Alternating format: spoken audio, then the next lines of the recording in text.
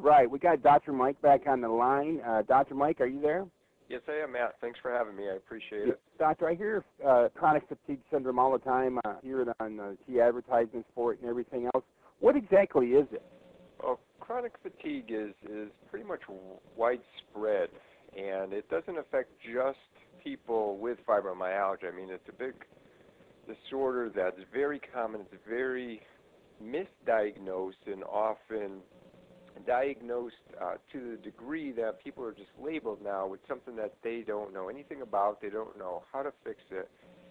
But if you relate chronic fatigue to fibromyalgia, typically when you read the research that's out there, they describe chronic fatigue as basically what it states, fatigue. And some people experience extreme debilitating fatigue to the point where they literally can't even get up off the couch or out of bed in the morning. Very oftentimes I'll hear people come in my office and, we'll talk about fatigue, and you'll find that they literally can sleep until noon each day. They get up, and even with all that sleep, they do not feel refreshed whatsoever. And it's taken that a step further. The fatigue will affect their lives dramatically. I mean, it affects their work environment. It affects them socially. They can't get out. They can't do the activities that they used to. They have problems getting to work, and then once they're at work, they have issues with focusing and concentrating because they are so fatigued. And typically, chronic fatigue is linked to quite a few different things that it's still being researched, and with each individual case, it needs to really be looked at closely. For instance, does the person have some kind of hormonal imbalance? Do they have some kind of gland dysfunction? And when I wrote this book, I've talked about like the adrenal gland and the thyroid gland are two big glands that people actually need to look at to see how they're functioning. Because if they're off kilter either way, that will actually throw them into a fatigue-type state. Another big thing with fatigue is people who actually need to stand and look at their diet. So many times people eat so poorly, but oftentimes they'll eat excessive amounts of sugar, which will contribute to all kinds of health issues. But one of the big ones that it's going to contribute to is actually chronic fatigue. Out of all the patients that come into your practice, what is the percentage of them that really are complaining about chronic fatigue syndrome? Well, when people come into my office, into my practice, there are quite a few that actually do complain. It's hard to actually put a number on it, but if you relate it to people that are diagnosed with fibromyalgia, I would say, upwards, probably as high as like 90%, if not more, actually have chronic fatigue associated with their fibromyalgia symptoms. You're discussing fibromyalgia. It's almost impossible not to also mention the chronic fatigue syndrome with it. Yeah, that is correct, and that's why chronic fatigue relating to fibro is such a big area that people actually need to look at and need to address, and that is one of the areas that I have actually addressed in the book. And I know you have a chapter just absolutely dedicated to nothing but chronic fatigue syndrome.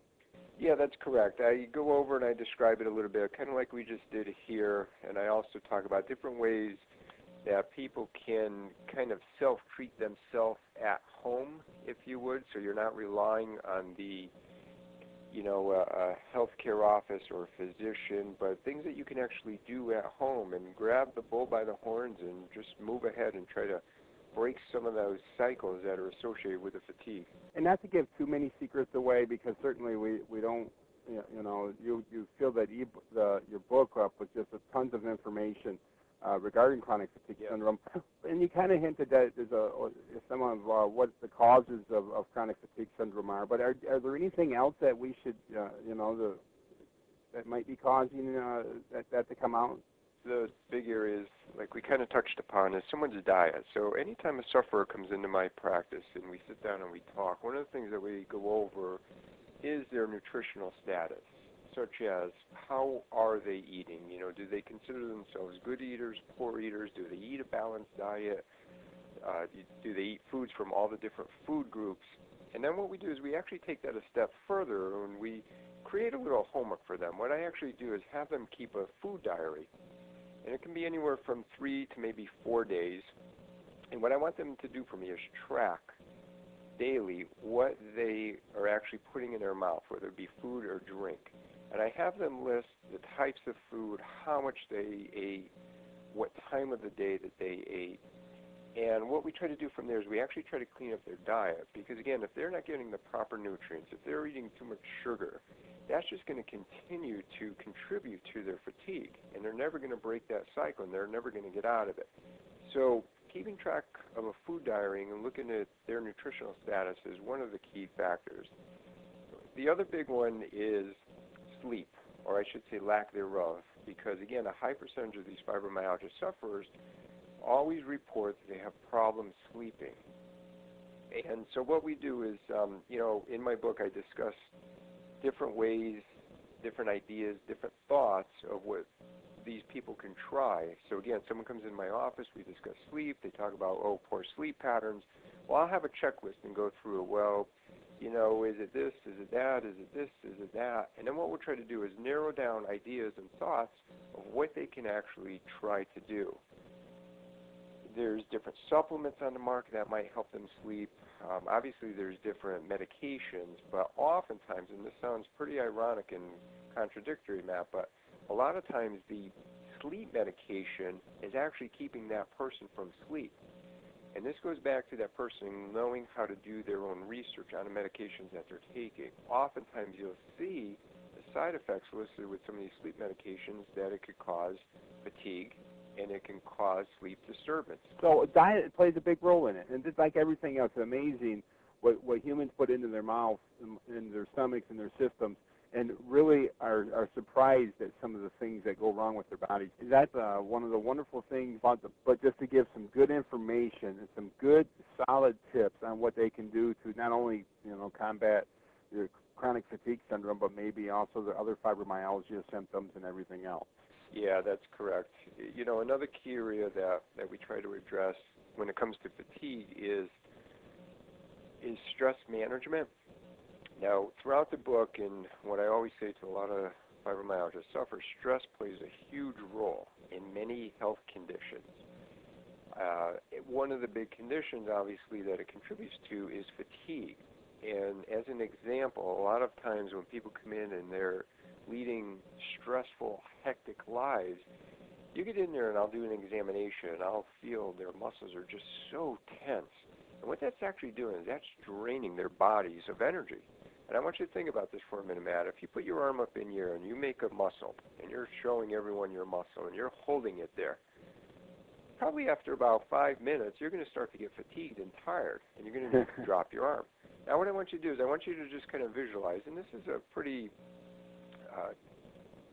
self-explanatory test that I have people do. You raise both and you hold them up and see how long you can hold them. Now, you're just flexing two muscles.